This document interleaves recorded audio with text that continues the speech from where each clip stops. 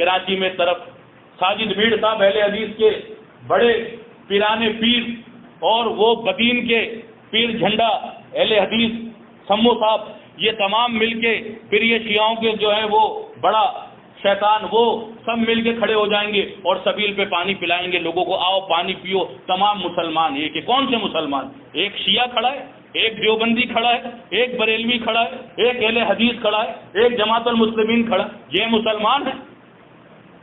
یہ کون سے مسلمان ہیں؟ اللہ تعالیٰ کیا کہتا ہے؟ من الذین فرقوا دینہم، اے نبی جس نے اپنے دین کو ٹکڑے ٹکڑے کر دیا، کانوا شیعہ، اور گروہ کے اندر بٹ گیا، اس سے تمہارا کوئی تعلق نہیں ہے۔ قل حزب ما لدیہم فریحون، جس کے پاس جو ہے وہ اس کے اندر مگن ہے۔ اگر 9-10 محرم نکال دیا جائے تو شیعت تو زمین کے اندر غرق ہو جائے گی۔ اس داستان کے علاوہ اس کے پاس ہے کیا؟ اس داستان کے علاوہ ان کے پاس کیا ہے؟ پہلے محرم سے چلے، یہ ہو گیا تو پانی بند کر دیا، تو وہ کر دیا، تو یہ کر دیا، تو یہ جنازے اٹھے۔ اسلام تو نام ہی شہادت کا ہے۔ سراقہ بن حارثہ رضی اللہ عنہ کی والدہ اللہ کے نبی علیہ السلام کے پاس آئیں اور انہوں نے کہا میرا ایک ہی بیٹا تھا جو میں نے آپ کو دیا اور جنگ میں وہ شہید ہو گیا، آپ بتائیں میرا بیٹا کہاں ہے؟ اگر وہ کہیں ایسی ویسی جگہ ہوا تو میں پورے عرب کے اندر دیکھے کیا کرتی ہوں۔ اللہ کے نبی علیہ السلام نے کہا تمہارا بیٹا اللہ کے پاس بہت سی جنتیں ہیں اور جنت الفردوس کے اعلیٰ مقام کے اندر زندہ ہے، جاؤ جا کے خوشیاں بناؤ۔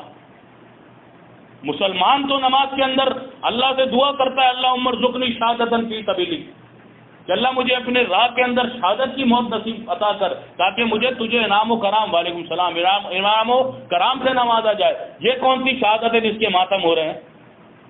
اور ان ماتمیوں کو، ان پلیتوں کو، ان نجیسوں کو خوش کرنے کے لیے تمام مسلک والے ان کو شربت پلا رہے ہیں، 9 محرم کا غم بنا رہے ہیں، شادیاں نہیں کر رہے ہیں، روڈ بند کر رہے ہیں، موبائل سروس بلاک کی ہوئی ہے۔ کوئی ان سے پوچھنے والا ہے؟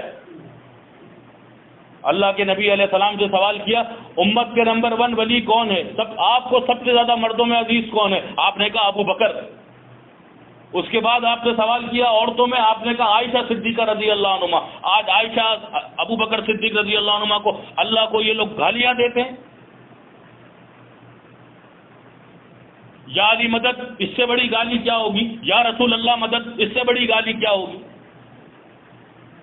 جس نے زمین کو جائے قرار بنایا، جس نے ہمیں اپنی بندگی کے لیے بھیجا، ہم اس کو بھول کے ہم ان نام نہاد لوگوں کے کہنے پہ ہم علی کو مولا سمجھ رہے ہیں۔ لوگوں کی اکثریت نبی علیہ السلام کو مولا سمجھ رہی ہے، علی حجویری کو داتا سمجھ رہی ہے۔ ایک مسلمان قرآن پڑھنے والا کبھی اللہ کو گالی نہیں دے گا، وہ غیرت مند ہوتا ہے۔ اگر کوئی بیٹا اپنے باپ کو گالی دے، لوگ کیا بولیں گے؟ کتنا بے غیرت آدمی ہے، خبیث ہے یہ، اپنے باپ کو گالی دیتا ہے، اس کو شرم و حیا نہیں ہے۔ اور وہ کتنا بڑا خبیث ہوگا جو اللہ کا کھائے، اللہ کے پیدا ہو، پھر وہ اللہ کو گالی دے یا رسول مدد کہہ کے، یا علی مدد مشکل کشا کہہ کے، عبد القادر جیلانی کو مدد مانگ کے، یہ گالی ہے اللہ کو۔ کس نے فرمایا؟ اللہ کے نبی علیہ الصلوۃ والسلام نے۔ ابن آدم شتمنی، آدم کی اولاد شرک کرتا ہے۔ صحابہ نے بولا کب؟ بولا جب وہ اللہ کے ساتھ اللہ کے بندوں کو پکارتا ہے۔ نبی علیہ السلام کا عقیدہ تھا اذا سألت فاسأل اللہ، جب بھی سوال کرنا ہو اللہ سے سوال کرنا، وَإِذِ اسْتَعَنْتَ فَاسْتَعِنْ بِاللَّهِ، اور جب بھی مدد مانگنی ہو اللہ سے مدد مانگ۔ تمہاری ہانڈی کے اندر نمک ختم ہو جائے، تمہارے جوتے کا تلسم ٹوٹ جائے، یہ بھی اللہ سے مانگ۔ اتنا ہمیں اللہ تعالیٰ نے فرمایا، نبی علیہ السلام نے ہمیں فرمایا اللہ سے پکارو، اللہ سے مانگو، اللہ کی مثل کوئی چیز نہیں ہے۔ اللہ نے آپ کا جسم بنایا، جب چاہے اللہ آپ کو اندھا کر سکتا ہے، جب چاہے آپ کی دونوں کڈنیاں فیل ہو سکتی ہیں، جب چاہے اللہ تعالیٰ آپ کا دل بند کر سکتا ہے، جو چیز چاہے اللہ تعالیٰ جس وقت چاہے اللہ تعالیٰ کر سکتا ہے۔ لوگ کیا کہتے ہیں بعد میں، یار 40 سال کا نوجوان تھا، اس کو ہارٹ اٹیک ہو گیا، بچہ پیدا ہوا اس کا دل کا سوراخ بند تھا، اس کی کڈنیاں فیل ہو گئی، اس کو پالش۔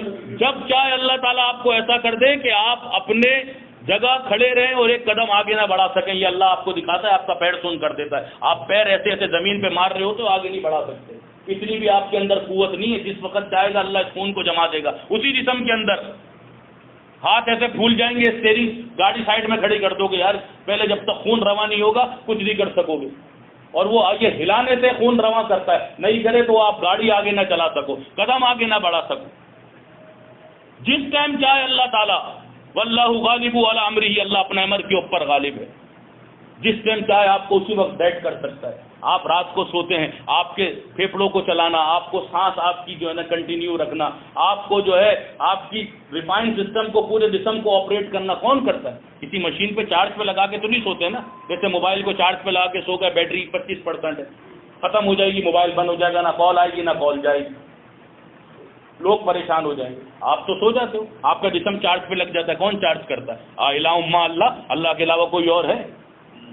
علی رضی اللہ عنہ ہے کیا نبی علیہ الصلوۃ والسلام ہے؟ اللہ تعالیٰ ہے۔ اس بات کو اپنے ذہن میں بٹھا لو، میں بھی، آپ بھی، ہم سب بھی، کہ آج ہم جو اس زمین کے اوپر دندلا رہے ہیں، گھوم رہے ہیں، کھا رہے ہیں، پی رہے ہیں، اللہ کے اذن سے، جس ٹائم وہ چاہے گا ہمیں وہیں ڈیڈ کر دے گا، پھر ہم کسی قابل نہیں رہیں گے، پھر یہ ہمارے گھر والے بچے جو ہمارے لیے دوڑ کے جاتے ہیں یہ ہم سے بیدار ہو جائیں گے کہ ابا دیکھو بستر پہ پڑے ہیں، پیشاب پخانہ وہی کر رہے ہیں، کھانستے رہتے ہیں، پھر چڑچڑاپن ہو جائے گا، پھر ان پیٹ کے اندر جو آج بالکل صحیح سلامت ہے اسی کے اندر بیڈ پہ پڑے پڑے زخم ہو جائے گا، انسان موت مانگے گا، موت بھی نہیں نصیب ہو۔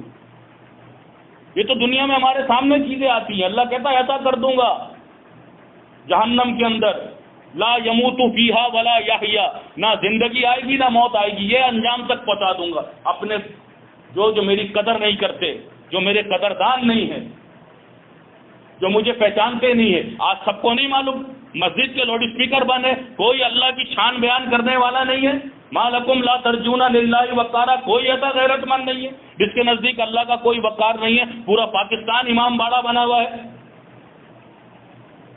پورے پاکستان میں سینہ کو بھی ہو رہی ہے، لوگ کل 5% تھے، آج شیعہ 35% بن گئے، کیوں؟ متحدہ مجلس عمل بنائی ان مسلک پرستوں نے، ان کے نزدیک ایمان کی کوئی اہمیت نہیں، کیونکہ خود مشرک ہے۔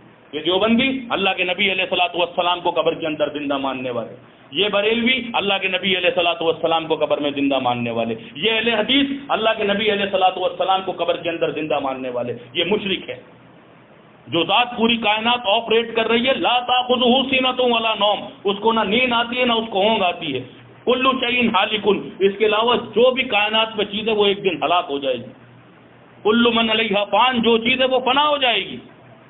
یہ نبی علیہ الصلوۃ والسلام کو قبر میں زندہ کر دیا، ہر مردہ زندہ ہے، مردوں کے اوپر کتاب روح لکھ دی اہل حدیثوں نے کہ مردہ اتنا شعور یافتہ ہو جاتا ہے کہ قبر پہ آ کے جو پرندہ بیٹھتا ہے اس کو بھی پہچانتا ہے کہ نر ہے یا مادی ہے۔ ہمیں اور آپ کو پتہ نہیں چلے گا، پرندہ آ کے بیٹھے تو ہم کبوتر والے سے پوچھیں بھائی کیسے پہچانتے ہو، تو ہم بتائے گا ہم اس کو پکڑ کے چونچ سے پہچانتے ہیں کہ نر ہے یا مادی۔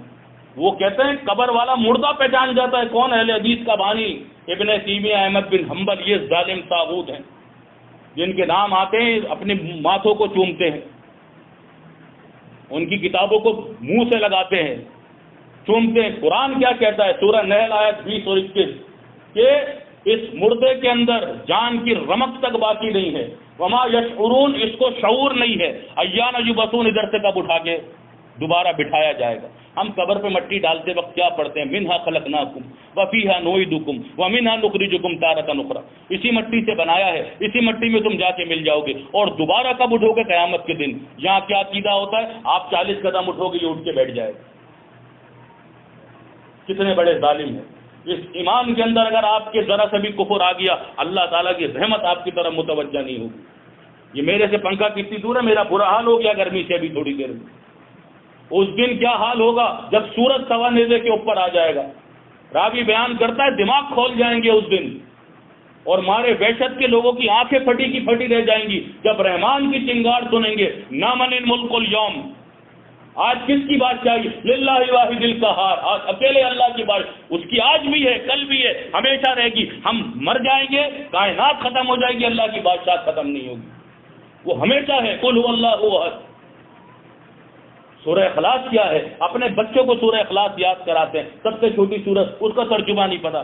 قل هو اللہ احد، اللہ کہو اللہ ایک ہے، اللہ ایک ہے، جو اللہ ہے وہی داتا ہے، عبد القادر جیلانی داتا نہیں ہے، اللہ ہی غوث اعظم ہے، کوئی دوسرا غوث اعظم، غریب نواز، حاجت روا ہو ہی نہیں سکتا۔ اللہ تعالیٰ کہتا ہے ما تعبدون من دونہ الا اسماء، یہ تو بچہ نام ہے جو تم نے اور تمہارے باپ دادا نے رکھ لی۔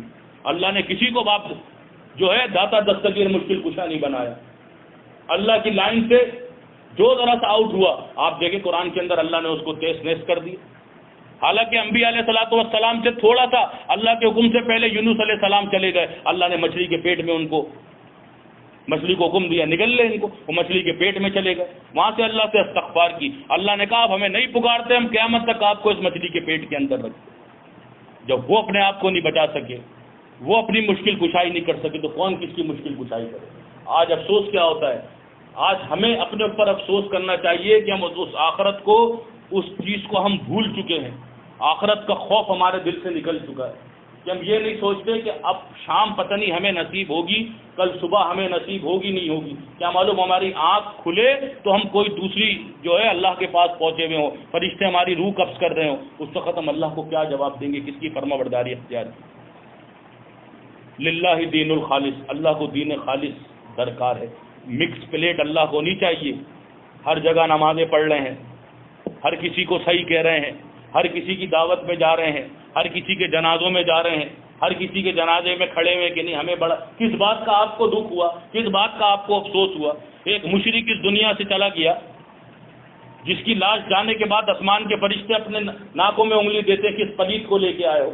اللہ کے نبی علیہ السلام نے فرمایا یہ جو زمین پہ بسنے والے حشرات الارض ہیں یہ بھی خوش ہوتے ہیں جب مشرک پلید اللہ کو گالیاں دینے والا، شرک کرنے والا مرتا ہے۔ ایک مومن کا اس کے جنازے میں جانے سے کیا کام، اس کے اوپر افسوس سے کیا کام؟ اس چیز کا افسوس کہ دیکھو آج یہ کتنا رو رہا ہوگا، آج یہ کتنا افسوس کر رہا ہوگا، اللہ سے مہلت مانگ رہا ہوگا، قال رب ارجعون، اللہ مجھے دنیا